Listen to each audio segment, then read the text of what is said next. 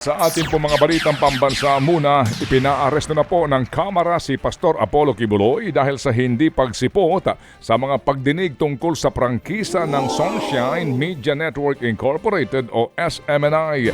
Kabilang sa mga nilabag daw ng network sa kanilang prangkisa ay ang pagpapakalat daw ng peking informasyon at pagbebenta o paglilipat ng network sa ibang kumpanya. Sa kabila niyan, binigyan po ng pagkakataon na makapagpaliwanag ang General Counsel ni Kibuloy. Giit nila, honorary chairman lamang daw ng network ang pastor kaya hindi rin niya masasagot ang tungkol sa mga umano'y paglabag ng SMNI at ng Suara Sug Media Corporation. Iapila rin ang contempt order at arrest order ng Kamara. Binigyan po ang kampo ni Kibuloy ng hanggang Biyernes para magpakita sa Kamara.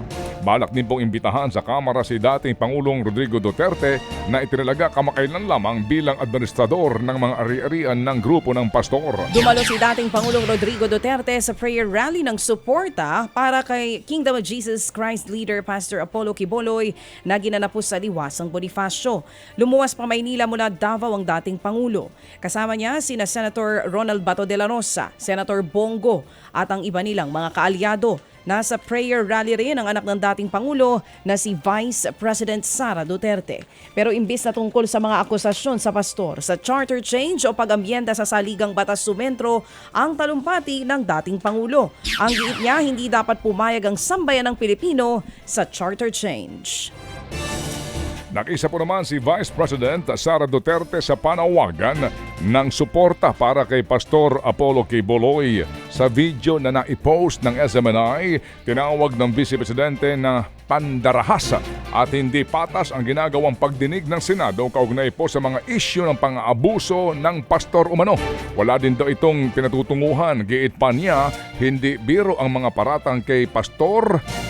Kaya dapat daw bigyan lamang ng patas na laban si Kibuloy. Kilalang kaibigan ng Kingdom of Jesus Christ leader ang mga Duterte. Ang dinaranas ngayon ni Pastor Kibuloy ay isang pandarahas at hindi patas. Tila pinatawan na ng guilty verdict si Pastor Kibuloy kahit na nakabatay lamang ang pagdinig na ito sa mga paratang ng mga testigo na nagkukubli ng kanilang katauhan at hindi mapatunayan ang kredibilidad. Hindi biro ang mga pangyayari at paratang na ganito. Nararapat lamang na mabigyan ng patas na laban at sa tamang korte. Mahigit 20 Chinese maritime militia vessels ang namataang nagkukumpulan sa Sabina Shoal sa West Philippine Sea.